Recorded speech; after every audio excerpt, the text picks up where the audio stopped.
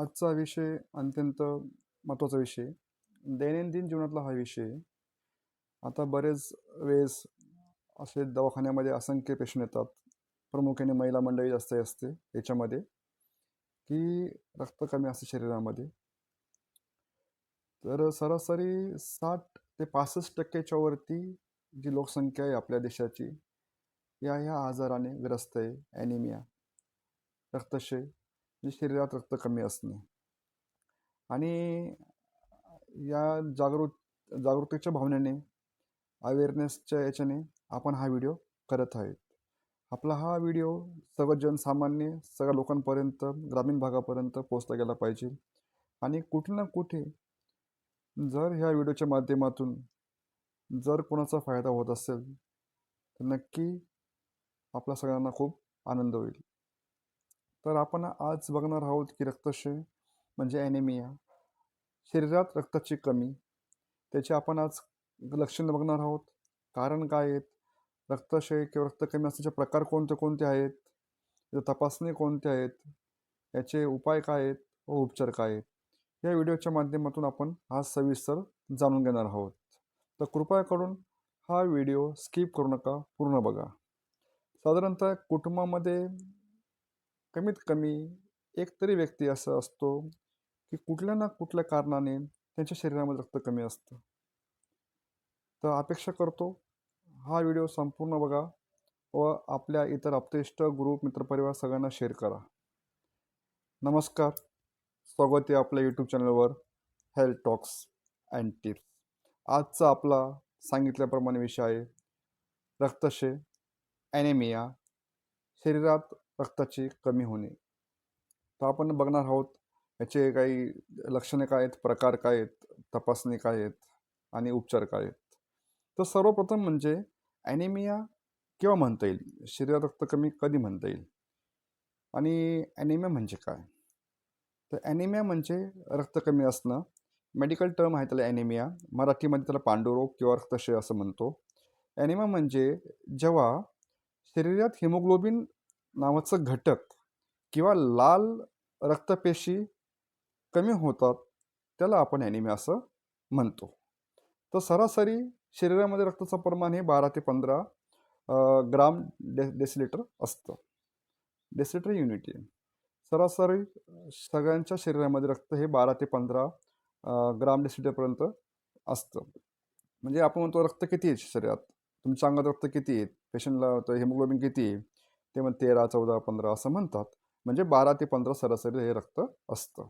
आता ॲनिमिया किंवा रक्त कमी हे कसं म्हणता येईल किंवा केव्हा ठरवता येईल? सरासरी घटक असतात, स्त्री, पुरुष, लहान मुलं घटक असतात. जेव्हा पुरुषांमध्ये 12 ग्राम डेसिलिटरपेक्षा रक्त कमी असेल, तर ते ॲनिमिया म्हणून आपण संबोधतो किंवा म्हणता येईल. 12च्या खाली रक्त असेल पुरुषांमध्ये तर रक्त कमी आहे असं म्हणता येईल. स्त्रियांमध्ये जवळजवळ 10च्या कमी असेल किंवा 11च्या कमी असेल, तेव्हा आपल्याला म्हणता येईल की रक्त कमी आहे. त्याला क्रायटेरिया मासिक पाळीच्या वेळेस किंवा मासिक पाळी गेल्यानंतरचे वेगळे क्रायटेरिया आहेत. पण सरासरी 11च्या खाली कमी रक्त असेल तर त्याला ॲनिमिया म्हणता येईल. लहान मुलांमध्ये 13पेक्षा खाली रक्त असेल, तर हिमोग्लोबिन 13पेक्षा खाली असेल तर रक्त कमी असं म्हणता येईल. तर मग तुम्हाला प्रश्न पडला असेल की नॉर्मल शरीरात रक्त किती असतं? आता ग्राम डेसिलिटरमध्ये आपण जर बोललो मापात तर 12 ते 15 असतं. पण नॉर्मल शरीरामध्ये 4.5 ते 5 लिटर रक्त असतं. आणि स्त्रियांमध्ये 4.5च्या आसपास, 4 ते 4.5, पुरुषांमध्ये 4.5 ते 5 लिटरच्या आसपास रक्त असतं. त्याला वेगळं वर्गीकरण असतं शरीराच्या वजनानुसार आणि शरीराच्या वजनानुसार, उंचीनुसार. आणि याच्यामध्ये भारतात, आपल्या देशामध्ये 60 ते 65% वरती लोकांना रक्त कमी आहे, ही समस्या आहे. प्रामुख्याने ग्रामीण भागात हे खूप जास्त प्रमाण आहे. त्याला अनेक कारणं आहेत. अवेअरनेस, खाणं-पिणं, जीवनशैली, त्याच्यामध्ये साक्षरता, अशा अनेक हेल्थ काही जे आरोग्याचे जे काही प्रोग्राम असतात सरकारचे, गव्हर्नमेंटचे, ते पोचत नाहीत. किंवा कमी वयात लग्न, कमी वयाचे बाळं, याला अनेक कारणं आहेत. तो विषय नंतरचा आहे. आपण नंतर कधीतरी या विषयावरती बोलूया. शरीरात एच बी कमी झालं की शरीराला पुरेसं ऑक्सिजन मिळत नाही, म्हणून काही लक्षणे दिसतात आणि त्या लक्षणाबद्दल आपण आज बोलणार आहोत. तर त्याच्या आधी आपण बघून घेणार आहोत की ॲनिमिया, रक्तक्षय, शरीरात रक्त कमी आहे त्याचे प्रकार कोणते कोणते, प्रमुख प्रकार कोणते कोणते. हिमोग्लोबिन आता सगळ्यांना माहिती आहे, रक्तप्रमाण सगळ्यांना माहिती आहे, प्रकार हा बऱ्याच जणांना माहीत नाही, त्याबद्दल आपण आता बघूया. सर्वप्रथम आहे आयर्न डेफिशियन्सी ॲनिमिया, जो सर्वात सामान्य प्रकार आहे आणि सगळ्यात जास्त प्रकारे या रुग्ण आपल्याला आढळून येतात. त्याच्यामध्ये शरीरामध्ये लोह कमी होतो. तर आपण त्या विषयावरती थोड्या वेळानंतर बोलणारच आहोत. नंतर दुसरा प्रकार आहे मॅगलोब्लास्टिक ॲनिमिया, व्हिटॅमिन बीची कमतरता. व्हिटॅमिन बी हे मी पुन्हा पुन्हा प्रत्येक व्हिडिओमध्ये संबंधित व्हिडिओमध्ये सांगत आलो आहे. व्हिटॅमिन B12 म्हणजे शरीरातलं ऑइल. व्हिटॅमिन B12 कमी असेल तर त्या रक्तक्षयाला किंवा त्या ॲनिमियाला आपण मॅगलोब्लास्टिक ॲनिमिया असं म्हणतो. नंतर आहे अप्लास्टिक ॲनिमिया. अप्लास्टिक ॲनिमिया म्हणजे अस्थिमज्जा जो असतो आपलं बोन मॅरो, ते पुरेशी रक्तपेशी तयार करत नाही. अशा रुग्णांना एक अप्लॅस्टी नावाचा ॲनिमिया असतो. त्याला आपण त्या अप्लॅस्टी ॲनिमियामध्ये बोन मॅरोचा किंवा अस्थिमज्जाचा विशेष करून सहभाग असतो. नंतर आहे हिमोलॅटिक ॲनिमिया. हिमोलॅटिक ॲनिमिया म्हणजे नावातच हिमोलॅटिक म्हणजे हिमोग्लोबिनशी संबंधित आहे. म्हणजे लाल रक्तपेशी वेळेपूर्वीच नष्ट होतात, त्याला आपण हिमोलॅटिक ॲनिमिया असं म्हणतो. नंतरचा प्रकार आहे sickle cell anaemia. Sickle cell ॲनिमियाचे रुग्ण ग्रामीण भागामध्ये खूप प्रमाणात आढळतात. त्याला असं काही आनुवंशिक हा विकार आहे. आनुवंशिक विकारामुळे लाल रक्तपेशा विळ्यासारखा आकार असतो किंवा विळ्यासारखा आकार घेतो, म्हणून आपण त्याला सिकल सेल ॲनिमिया असं म्हणतो. हा जेनेटिक रक्ताचा आजार आहे. नंतर याच्यामध्ये आहे की आपण जे प्रमुख प्रकार आहे ते बघितलेत. तर आपण आता बघणार आहोत की आज बोलणार आहोत की सर्वात प्रमुख व सर्वात जास्त प्रमाणात आढळणारा ॲनिमिया हा तो आयर्न डेफिशियन्सी ॲनिमिया आहे. व थोडक्यातच आपण आपण त्या संबंधित पुढे बघणार आहोत. आता बाकीचे पण आहेत, पण ते आपण या ॲनिमियासोबत बाकीचे जे काही प्रकार रक्त कमीचे प्रकार आहे त्या संबंधातही आपण थोडंसं काही चर्चा थोड्या प्रमाणात करणार आहोत, जेणेकरून जास्त वेळ होता कामा नाही. तर याच्यामध्ये काही लक्षणं आहेत, ते लक्षणं आपण बघणार आहोत. ज्यांच्या शरीरामध्ये हिमोग्लोबिन कमी असतं, रक्त कमी असतं, त्यांना प्रमुख लक्षणे असे असतात की सतत थकवा यायचं आणि अशक्तपणा येतो. अशा व्यक्तींना रक्त कमी असल्यामुळे अशक्तपणा हा प्रामुख्याने जाणवतो आणि थकवा लगेच जाणवतो. थोडं जरी काम केलं नेहमीपेक्षा किंवा शरीराच्या क्षमतेपेक्षा कमी काम केलं तर थकवा येतो व ह्या रुग्णांना दिवसभर काही काही महिने अशक्तपणा हा प्रामुख्याने जाणवतो. नंतर आहे चेहरा, होठ किंवा नखे, हातातले नख हे फिकट पडतात. नखं फिकट असतात, डोळे पांढरे असतात, चेहरा पेल असतो. चेहरा पेल म्हणजे चेहरा पांढरा दिसतो, चेहरा फिकट दिसतो चेहरा आणि होठ हे फिकट दिसतात. ते विशेष करून या अशा रुग्णांमध्ये रक्ताची कमतरता असते. अशा व्यक्तींना कोणतंही कारण नसताना फक्त रक्त कमी असताना चक्कर कधी कधी येत असते.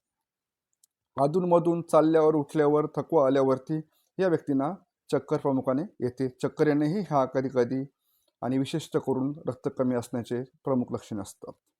नंतर एक श्वास लागणे, दम लागणे, विशेष करून चालताना, जिना चढताना आणि थोडा वेळ पुढे चालून गेल्यावरती किंवा चढ चढल्यावरती अशा रुग्णांना बऱ्यापैकी दम लागतो आणि श्वास लागते, असं धाप लागते. तर दम लागणे, श्वास लागणे हा प्रमुख लक्षण आहे. या लक्षणावरतीही आपण क्लिनिकल सिम्पटम्सवरती बेसिसवरती रुग्णांचे रक्त चेक करतो व बरेच वेळेस रक्त कमी असतं. आता हृदयाचे ठोके जलद होते. ज्यांच्यामध्ये रक्त कमी आहे त्या रुग्णांना, त्या व्यक्तींना थोडं जरी चाललं तरी दम लागतो. दम लागल्यामुळे त्यांना हृदयावर दाब येतो आणि हृदयाचे ठोके हे जलदगतीने वाढत असतात. त्याला आपण ट्रॅकिकार्डिया म्हणतो. त्यांच्या सरासरी 100च्या पुढे हृदयाचे ठोके वाढत असतात. तर हृदयाचे ठोके जलदगतीने पडतात. हातपायांना कळा येतात किंवा हातपाय दुखतात. अशा व्यक्तींना हातपायांना कायम कळा असतात, हातपायांना कळ लागते, हातपाय दुखतात, पायाचे पेंढरं दुखतात, पोटरं दुखतात आणि असं निस्तेज वाटतं आणि कुठे बसून घ्यावं, कुठे लोळून घ्यावं, कुठे पडून घ्यावं असं या रुग्णांना नेहमी नेहमी वाटत असतं. नंतरचं लक्षण आहे की चिडचिड किंवा आळस येतो या लोकांना. काम न करताही आळस येतो आणि काही थोडंफार जरी डिस्टर्ब झाले तर चिडचिड हे अतिशय जास्त प्रमाणात होते.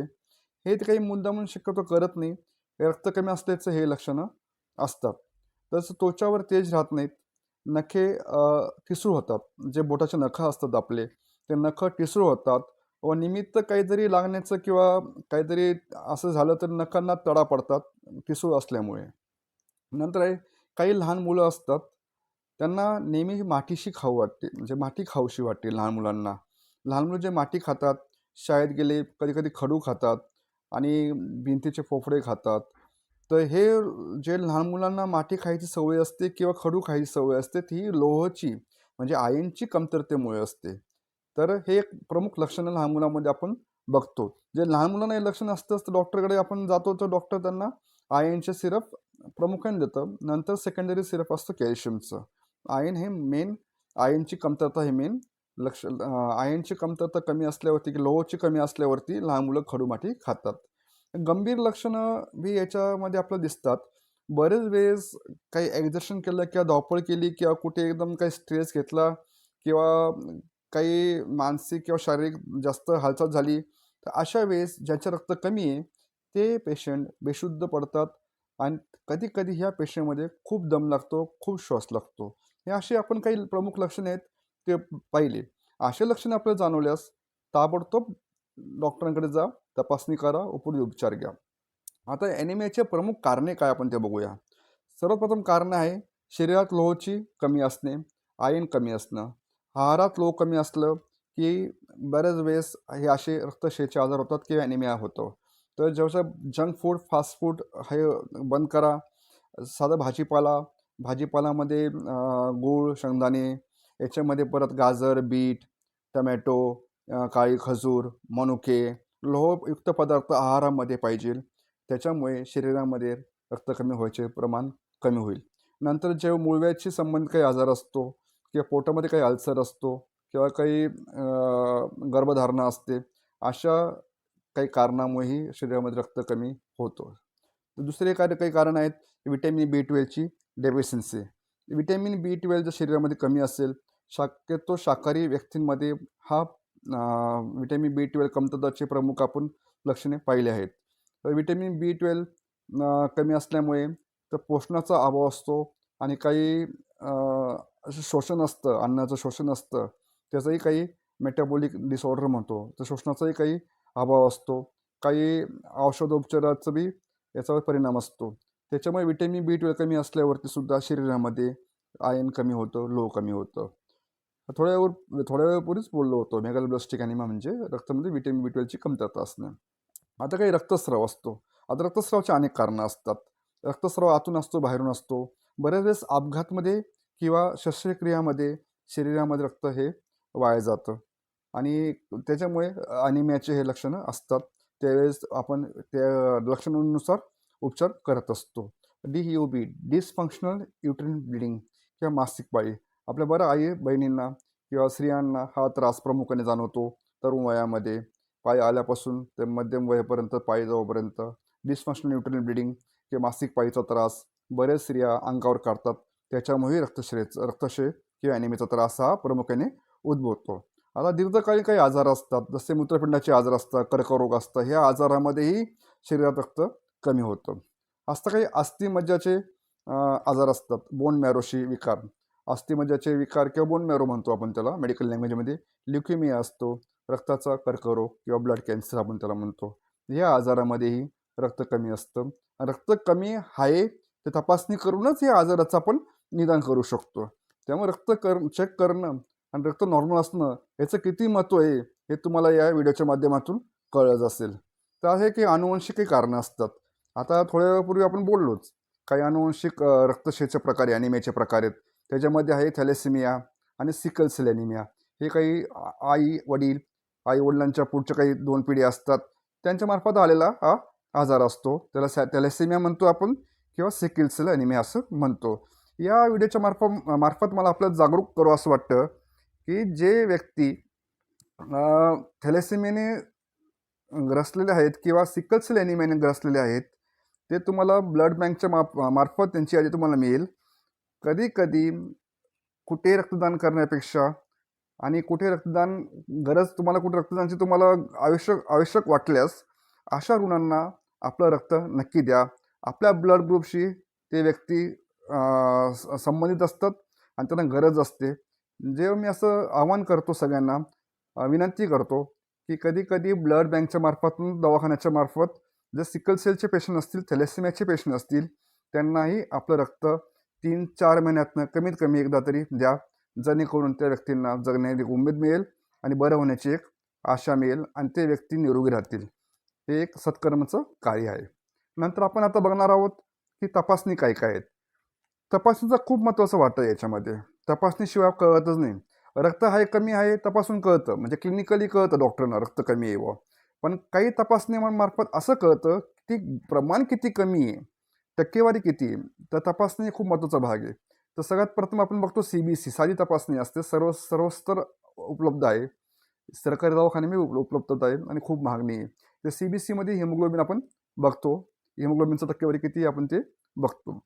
नंतर काही आयर्न प्रोफाईल असतात. आयर्न प्रोफाईल म्हणजे रक्ताशी संबंधित काही तपासणी असतात. त्या तपासण्या ते आयर्न प्रोफाईलमध्ये येतात. नंतर व्हिटॅमिन B12 तपासणी आहे. ही तपासणी खूप महत्त्वाची आहे. नंतर तपासणी आहे स्टूल ऑक्युल ब्लड. तर स्टूल ऑक्युल ब्लडमध्ये चुकून रक्त आतड्यातनं कुठे बाहेर निघतंय का, कुठे रक्त लीक होतंय का, संडासकाळी होतंय का, रक्त कुठे वाया जातंय का आतड्यामधून किंवा पोटामधून, हे आपल्याला स्टूल ऑक्युल ब्लडमध्ये दिसतं. शीच्या तपासणीमध्ये दिसतं आपल्याला. नंतर आहे थायरॉईड. थायरॉईडच्या रुग्णांनाही कारण नसताना रक्त कमी होतं. बऱ्याच वेळेस असे लक्षणं थायरॉईडमध्ये आपल्याला दिसून येतात. नंतर आहे हिमोग्लोबिन इलेक्ट्रोफोरेसिस नावाची तपासणी आहे. त्याच्यामध्येही रक्ताचे जे साईज असतात, हिमोग्लोबिनचे साईज असतात, रक्त कमीचे काही कारणं असतात ते आपल्याला समजतात. नंतर बऱ्याच तपासणी करून जर काही मार्ग निघत नसतील किंवा शेवट कॉम्प्लिकेशनमध्ये किंवा शेवटचा मार्ग असतो बोन मॅरो एक्झामिनेशन. हे बोन मॅरो एक्झामिनेशन आपल्याला लिक्युमिया किंवा अस्थिमज्जेशी संबंधित काही जे रक्त कमीचे विकार आहेत त्यामार्फत आपल्याला कळतं. तर बोन मॅरो एक्झामिनेशन ही 1 डे प्रोसिजर आहे आणि खूप खर्चिक नाही आहे. तर बोन मॅरो एक्झामिनेशन ही खूप महत्त्वाची तपासणी आहे. आता आपण बघणार आहोत की उपाय काय याला. सर्वसामान्यांना प्रत्येक कुटुंबांना विनंती करतो की घरामध्ये जंक फूड, फास्ट फूडच्या ऐवजी पौष्टिक आहार द्या. भाजीपाल्याचा समावेश करा. ड्राय फ्रूट्स आणि फ्रूटचा समावेश करा. खूप महाग असं नाही आहे. दैनंदिन जीवनामध्ये तुमच्या लोहयुक्त आहार तुमच्या शरीरात गेलं पाहिजे. लहानपणापासून गेलं पाहिजे आणि सगळ्यांना हे खूप महत्त्वाचं आहे. तर लोहयुक्त आहारमध्ये हिरवा भाजीपाला असतो, खजूर असतात, मनुके असतात. याच्यामध्ये बीट, टमाटर, गाजर असे खूप काही पदार्थ इथे दैनंदिन जीवनाच्या आहारामध्ये समावेश केला पाहिजे. आणि डॉक्टरांच्या सल्ल्यानुसार व्हिटॅमिन B12चे इंजेक्शन आपण घेतले पाहिजे जर B12 कमी असेल तर. काही त्रास झाल्यास डॉक्टरकडे जायचं. कोणत्या प्रकारचं ॲनिमिया आहे, काय घटक कमी आहेत, त्याच्यानुसार काही गोळ्या औषध घ्यायचे. वेळेतच गेले लवकर दवाखान्यामध्ये तर ॲडमिट होण्याची गरज नाही, इंजेक्शन घेण्याची गरज नाही. कधी कधी गोळ्या औषधावर लाँग टर्मवरती आपण बरं होतो. सरकारी दवाखान्यामध्ये गोळ्या औषधं अवेलेबल असतात. नंतर आहे काही नियमित तपासणी करणे. 3 महिने 6 महिन्यातनं एकदा तरी तपासणी करून घेत जा. जेणेकरून ऐन टाईमवरती सगळ्यांची धावपळ होणार नाही आणि आपलीही धावपळ होणार नाही. उपचार असे असतात त्याच्यावरती. आता आपण उपचार बघणार आहोत. उपचार असे असतात लक्षणानुसार त्याचा प्रकार काय आहे, तो कोणता प्रकार आहे रक्त कमी याचा की ॲनिमियाचा, त्या प्रकारे लक्षणानुसार उपचार असतात. आयर्न सप्लिमेंट असतात, सलाईन्स असतात आयर्नचे, इंजेक्शन्स असतात. आज टेक्नॉलॉजी आणि मार्केटमध्ये अवेलेबल आहेत. डॉक्टर त्यांच्या सल्ल्यानुसार डोस ठरवतात व तुम्हाला ते ट्रीटमेंट घ्यावं लागते. नंतर व्हिटॅमिन B12चे काही इंजेक्शन असतात, ते तुम्ही डॉक्टरच्या सल्ल्यानुसार नियमित घेतले पाहिजे. अति जास्त प्रमाणामध्ये रक्त द्यावं लागतं. त्याला ब्लड ट्रान्सफ्युजन म्हणतो आपण. ते रक्त 5च्या खाली असेल तर डॉक्टर तुम्हाला ब्लड ट्रान्सफ्युजन ऑप्शन देतात. ते तुम्ही घेतलं गेलं पाहिजे. ब्लड ट्रान्सफ्युजनला पूर्वीसारखा कोणताही धोका नाही. क्रॉस मॅचिंग करून, ब्लड टेस्टिंग करूनच ब्लड देतात. त्याच्यामध्ये मनात कुठलीही शंका ठेवायची नाही की बाहेरचं रक्त असं, बाहेरचं रक्त तसं. त्याच्यामुळे कुठलंही डोक्यात शंका न ठेवता ब्लड ट्रान्सफ्युजनची वेळ आली इमर्जन्सीमध्ये तर ते नक्की करून घेत जा. अपेक्षा करतो या व्हिडिओच्या माध्यमातून आपल्या सगळ्यांना जागृत करण्याचा हा हेतू होता. यामार्फत तुम्हाला विनंती करतो की शरीरामध्ये लोहाचं प्रमाण भरपूर ठेवा. बऱ्याच आजारांचं कारण शरीरात रक्त कमी असल्यामुळे असतात.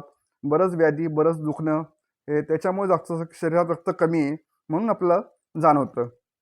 तर सगळ्यांना विनंती आहे की कुटुंबामध्ये पौष्टिक आहार द्या. लहानपणापासून, लहान मुलांपासून वयोवृद्धांना सगळ्यांना प्रॉपर आहार दिल्यावरती नक्कीच हे प्रमाण आपण कमी करू शकतो. अपेक्षा करतो ह्या व्हिडिओच्या माध्यमातून तुम्हा सगळ्यांना आरोग्यदायी जीवन मिळेल, आरोग्यदायी राहता येईल. रक्ताचं जे रक्त कमी असण्याची तक्रारी आहेत ते होणार नाहीत. हा व्हिडिओ नक्की बघा, आपल्या आप्तेष्टांना शेअर करा.